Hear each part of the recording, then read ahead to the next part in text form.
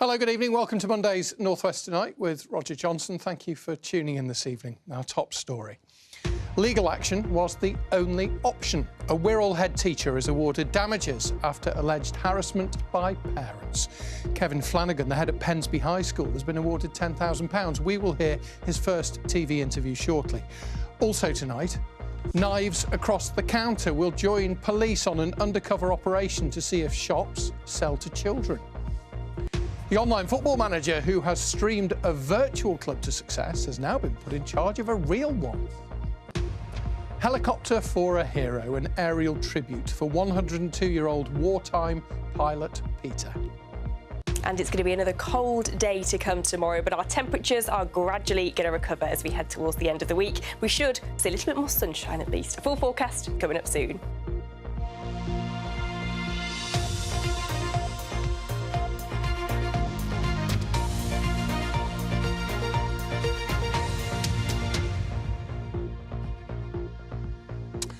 A Wirral head teacher has been awarded compensation after an alleged campaign of harassment orchestrated by two parents. After accusing him of bullying their children when they were sanctioned for breaking school rules, Kevin Flanagan was abused in person and on social media, which included turning up at his family home. He took legal action over the harassment, which lasted almost 2 years. I spoke to him a little earlier. He told me the impact it had had. I've not really stopped to think about what's happened to me, because I have to go into work every day and just do their job. And I run a school and run a community of 1,000 people, and you just have to get up and go in. It has left, though, some of my staff in tears at times, and upset, frightened, talking about being frightened and scared to go to the gate on their duties. It's left my governors being pilloried. You know, these are volunteers. Some of them, picking my words very carefully, some of them are older, and they're having people at their houses for an hour and a half, have anonymous letters sent through to them. It's been hard at times just to keep on coming into work, yeah. It has, I think, for a lot of staff, they felt pilloried. These are people I try every day to try and do the best thing for. They don't want to sound trite, but all my staff do. How much of a role has social media played in all of this? Well, it creates the conditions by which you can say anything you want, hide who you are, be anonymous, create, for want of a better phrase, false personalities or personas, and say things in a medium and in a manner that allows you to do so without any correction from anyone. There's no one saying, you might be going a little bit too far here. And if people do, certainly we had parents, particularly in the early days, go onto social media and express concerns around what was happening. They were just absolutely slaughtered and pilloried and torn down. And a lack of respect for people in positions of authority, for institutions that maybe we see in other ways in other parts of society. I think people are angry and upset. Not everyone. It is not everyone by any stretch of imagination. But people have had a difficult, extended period of time, 5 or 10 years, and some of our families have found the last few years really difficult. And they're angry. And then if you think about schools, we are that contact point for families. But we're also the people that are trying to say to them, they do need to wear shoes. They do need to work. They do need to be on school on time. They need to come to school. So I think in our case, it's just the framework you work within allows people to be unhappy with you and to express it in a certain way.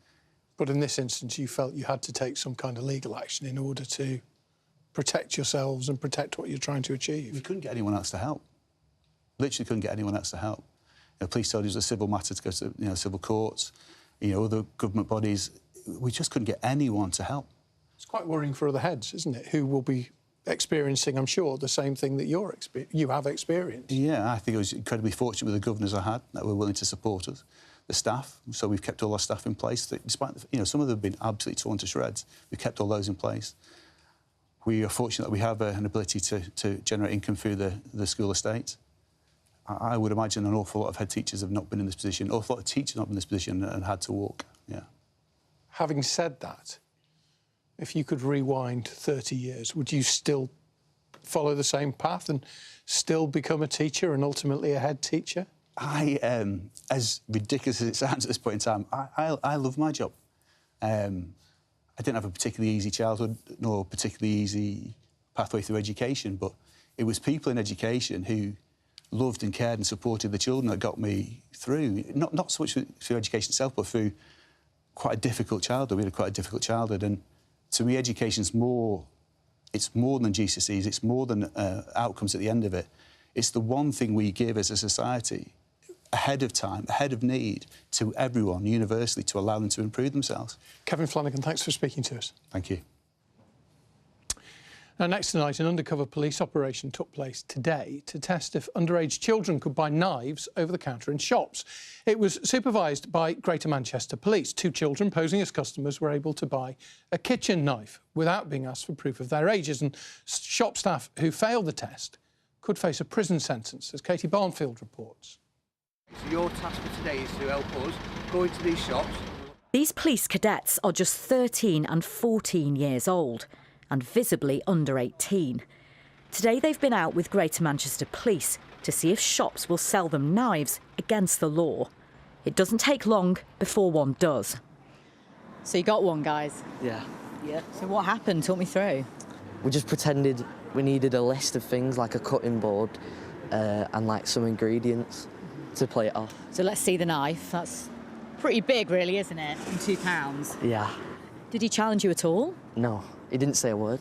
So obviously the kids have just been able to walk straight into this store, buy a huge kitchen knife for a couple of pounds, completely unchallenged. So what we're going to do now is obviously recover that weapon now, the knife, take it back and speak to the owner or the member of staff who served them. Shop workers are meant to insist on ID for anyone who looks under 25 before selling them a knife. Hiya. How you doing? You all right? Have you got a minute? Are you working today? When they fail the test, the first time it's a caution. Any more, and they could face time in jail. Have you sold this knife to young lads? Yeah, you have. Well, you own the shop, don't you? So you understand what you should and shouldn't be doing. Young people are using them. OK, so I need you to do your bit and make sure they're not getting on the streets. We've reviewed where his knives are stored. He's going to move them for us. So already he's engaging. I think he understands what he's done is wrong and he shouldn't be doing it. As part of Operation Venture, the cadets visited 6 stores across Rochdale today. 5 did pass the test, including Kadir's shop on the High Street. Is that what they tried to get? So you passed the test, you didn't sell the cadets a knife? No, there was no way I was going to sell a kid a knife. Come on, look at the size of that knife. You know, these kids, they're kids, these guys. You know, they might think they're playing around. It's not a toy, that. Greater Manchester has some of the highest knife crime rates in the country, at around 400 incidents a month. Officers are now planning to repeat this operation throughout the year as one way to try and bring it under control. Katie Barnfield, BBC North West Tonight in Rochdale.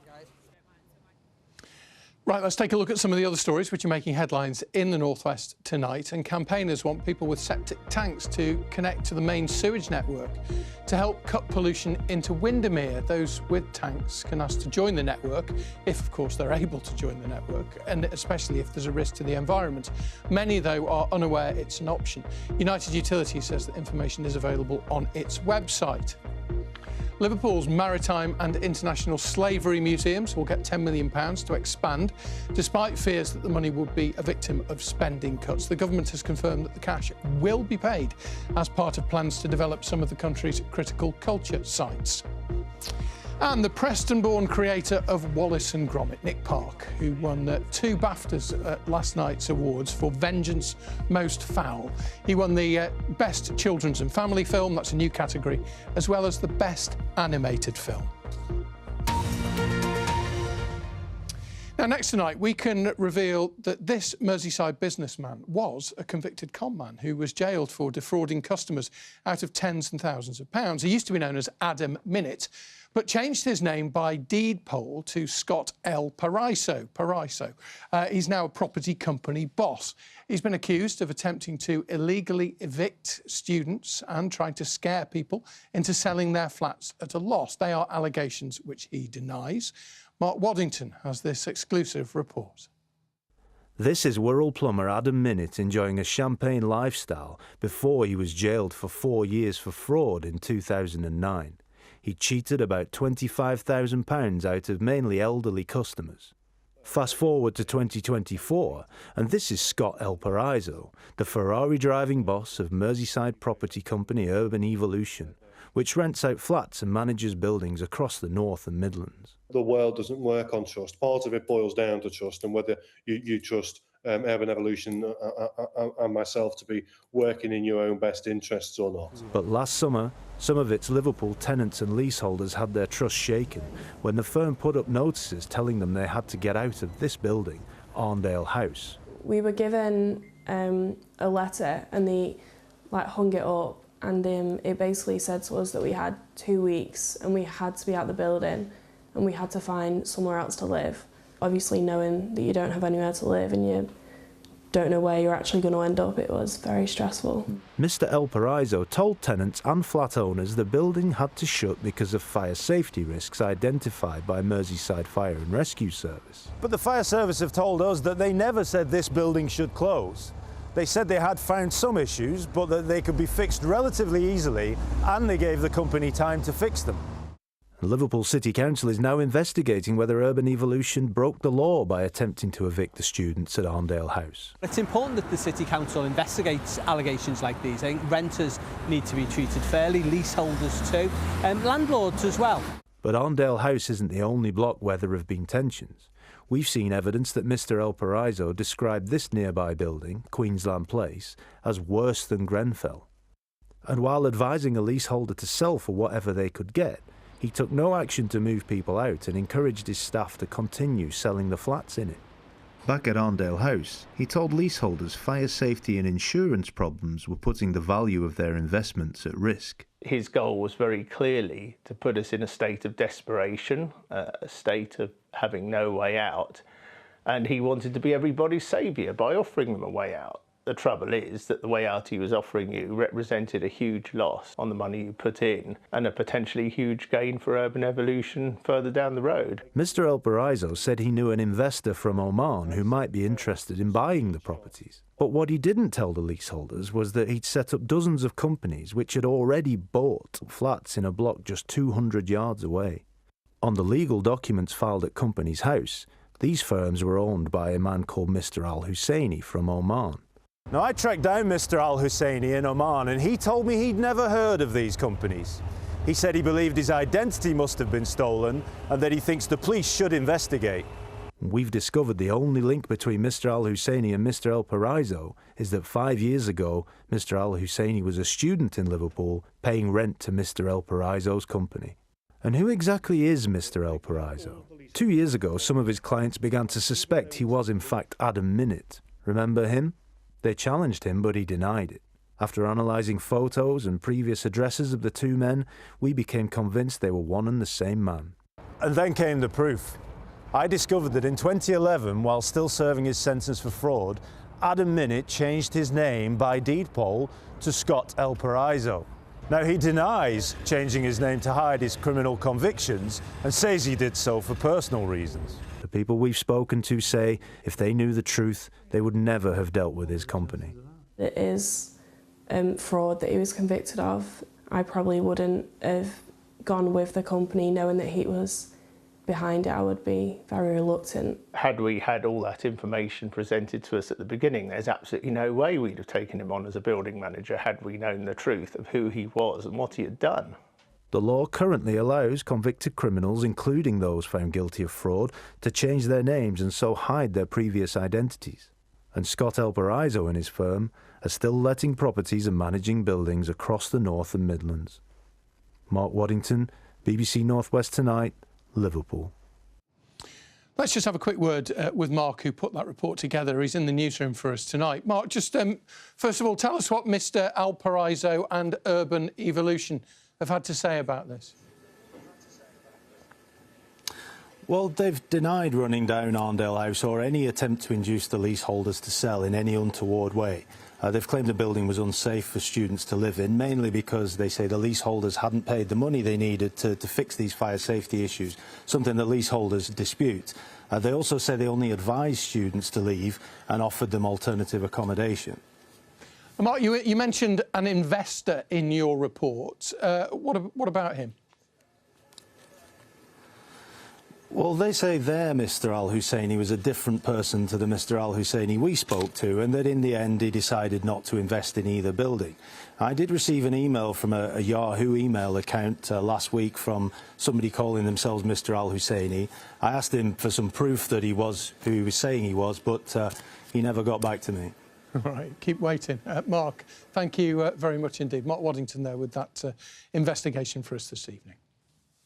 Right, let's have a look at sport, shall we? If you were watching on Friday, you'll know that sadly Richard, after 25 years, has moved on to pastures new. He has new challenges ahead, I'm sure. Ian is here, standing at the Sports Tower. I'm not doing 25 years. It's a life sentence. We're going to talk about a brave new era for Everton Football Club and for North West tonight as well. It is. In a moment. But before that, look back on the weekend. Premier League football, very much front and centre, and Liverpool are doing all right. Always is, yeah, Roger. Yeah, Liverpool, well, they can extend the lead at the top of the Premier League to 10 points with a win at Aston Villa on Wednesday. Well, it means Everton are more or less certain to start life at their new Bramley Moor dock next season as a Premier League club. And tonight, that new stadium's hosting its first test event. Our reporter Julia Bold is there and has sent this report. 10,000 Everton fans are being part of the club's history tonight as they make their way into the South Stand at the brand new stadium here on Liverpool's waterfront. There'll be 10,000 here for this, then the next one will see 25,000, and eventually a third test event to get all the safety certificates will see a capacity crowd of 52,000.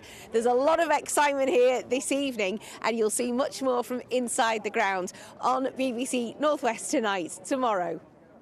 Does you look happy? Now, Burnley start the week 4 points off the Championship's automatic promotion places after a 0-0 draw with Preston. Their 11th consecutive game without conceding a goal. Now, could this be the week that Blackburn appoints a new manager? Saturday's win over Plymouth made it back-to-back wins for caretaker boss David Lowe. In League One, Stockport are edging closer to those automatic promotion places after their 2-0 win at Wigan. And in League Two, next to bottom, Morecambe's win over Accrington drags Stanley further into trouble. Third bottom Tranmere, meanwhile, drew. In the Women's Super League, second place Manchester United made it 6 wins in a row as they beat Crystal Palace 3-1, Elizabeth Turland scoring twice, while Khadija Shaw scored twice for Manchester City as they beat Liverpool 4-0. Everton lost at leaders Chelsea. And it's been a great start to the Super League season. Warrington Wolves won at Huddersfield Giants yesterday, but perhaps the biggest talking point is that Salford Red Devils are now under investigation from the Rugby Football League. It's over their squad selection in their 82-0 annihilation by St Helens. Salford named just 16 players in their squad, including 8 debutants. That's because of a salary cap that's been imposed, with their takeover still to be ratified. We will, of course, keep an eye on any developments. I'm sounding more and more like Hacker the dog, aren't I? Sorry about this. Back to football now, though, and art imitating life. Aaron Hunt from Bolton is a well-known content creator. There he is. He's had hundreds of thousands of views live streaming himself playing the game Football Manager. He plays as Daisy Hill FC, who in real life play in the North West Counties League. And now, with the club in crisis, he's accepted an offer to take over. Aaron Hunt has put Daisy Hill on the map with his management skills as a gamer. Now he's taking on the job in real life. Do you know what? If we can keep this team together next season, get a little bit of wage budget, maybe add 3 or 4 players to the squad, I think we can go up again back to back. I really do. You're a football chairman. Can you believe your life has taken this direction? To be honest, it was never planned. It was one of them. The club needed saving. They was in financial ruin. The manager rang me, said, I've got something for you that might interest you. Basically, do you want to come in and be the chairman? We need someone to step up and do it. And the club's been around for over 100 years, 130 years or something, and I couldn't say no and let them fold. You've got fantastic credentials, but your credentials are all on the game Football Manager, not in real life. Yeah. Is this going to work out? I hope so. We'll find out, won't we? I think it will. Like, we've got a good support network around me and stuff, and we've already raising funds for the pitch. Obviously, the pitch is not in the best condition, and I can bring more sponsors to the club. The manager Lee can sort out the football side of it, hopefully, or else he might be sacked.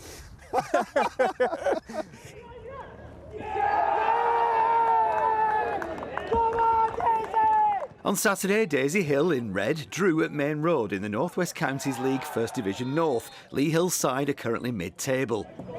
I messaged him on Insta. I said, you know, all right, Daisy Hill Gaffer, this is the other Daisy Hill Gaffer. How are we doing? And I always say it's a romantic story. You know, he's took Daisy Hill through the leagues on Football Manager. He's come in and he's definitely saved the club, and hopefully, you know, take us through the leagues for real. Aaron's profile's growing all the time. Here he is with Salford YouTuber Angry Ginge, watching their mate Luke Littler. Hey mate, thank you very much for sorting us out. And he's also been to Wayne Rooney's house. Have we gone from making a pro clubs team to signing one of England's best ever players? Me and my dad there, just chilling. I've had a few drinks with Rooney, yeah. I had good coffee with Wazza before. He's a good bloke, Wazza. Yeah. Any plans to sign him because he's out of work at the minute in terms of football? Kick a man while he's down. He's not been sacked long, but yeah, if he wants to play, obviously he's more than welcome to come training and see if he's still got the fitness. There's plenty of potential in the current squad, though. We've always been a club that's obviously not great attendances, probably about 50 people, so you know, to get this sort of exposure that we've got now, 50,000 people watching Aaron's latest YouTube video. Takeover complete of Daisy Hill Football Club. It's an attractive proposition to put some money into, hopefully. Among the many goals are better goals. Look how much the net's drooping, all held up by, there's an old ratchet strap there, a bit of rope, bit of string. Not a Saudi prince or anything like that, but I said, yeah, I don't want to chuck loads of cash at it, but if you can pull a few well-known people down for a game, it might sell a few extra tickets, and then people might come and think, you know what, I enjoyed it down there, and they'll come again and get Luke Littler down for do a darts tournament in there. Apparently this is the only founding member of the league not to be promoted. I hope I've got that right. I should do, but yeah, I'd like to change that, I'd like to get them up.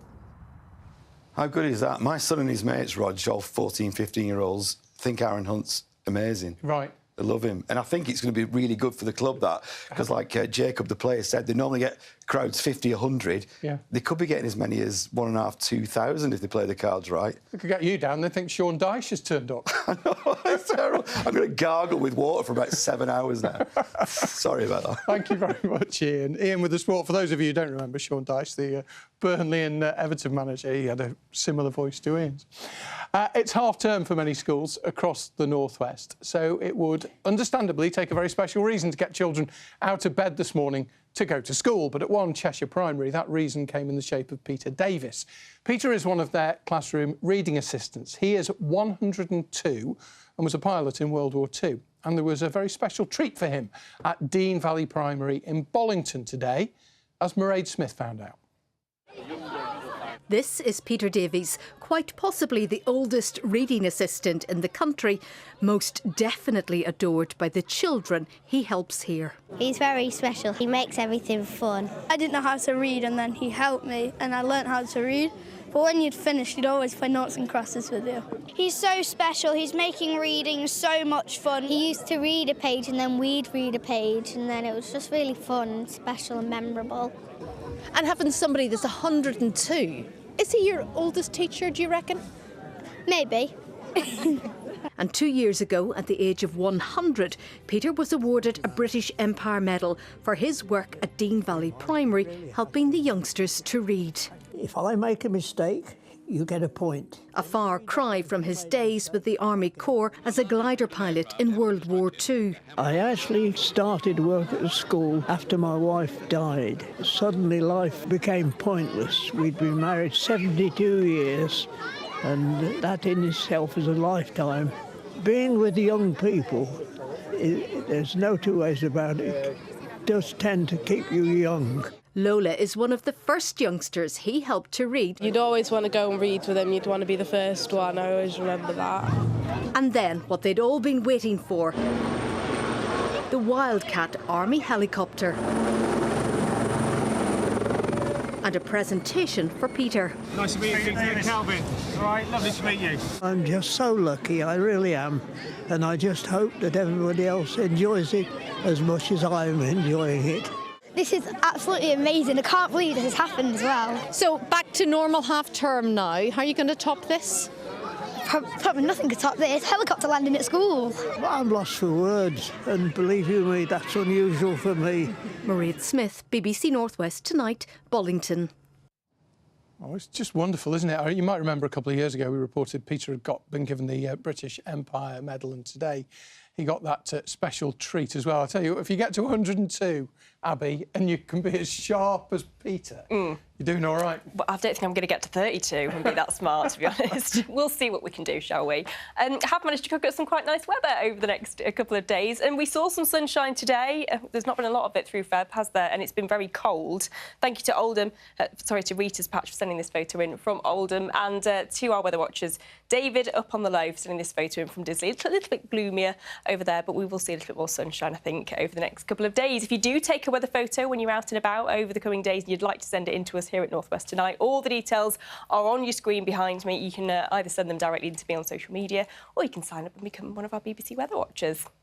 So tomorrow, the headline, mostly dry, brightening up. It will, however, feel cold, but a pretty promising day, particularly when you compare it with the rest of the week. Wednesday, all change. We'll start to see the area of high pressure, which has been keeping our weather relatively settled, shifting away to the east, and that will allow for low pressure systems to arrive from the west. So it will turn a little bit wetter, a little bit windier as we head towards the end of the week, but much milder from Thursday onwards. So overnight tonight, dry to start, some clear spells initially, but we will see more cloud bubbling up, the risk of a little bit of light patchy rain across western parts. Our temperatures dropping back to freezing point, maybe a little bit below that, so it could be quite a cold start to the day tomorrow, potentially a little bit frosty as well under any clearer spells. And any cloud first thing tomorrow morning will clear off quite quickly. 1 or 2 showers to start the day, and then dry and bright too. Into the afternoon, we will see increasing amounts of sunshine, a really pleasant afternoon, but it's going to feel bitterly cold. It'll be breezy. These will be our temperatures on paper. 5, 6, 7 degrees, already pretty cold. Factor in the wind chill, and it will feel more like about 1 or 2 degrees Celsius, brisk east or southeasterly winds for tomorrow. So this is how it will feel if you are heading out. Plenty of layers, but also at least plenty of sunshine.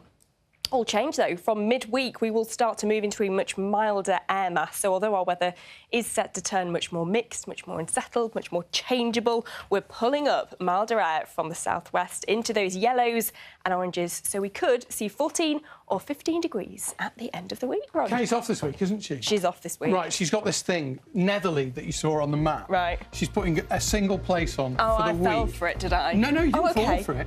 You can change it. You have the power. So for the rest of the week, because you're with us, okay, you can change Netherly for another place. I'll give you some of the ones that have been suggested. How exciting. Thank you for watching. Have a great evening.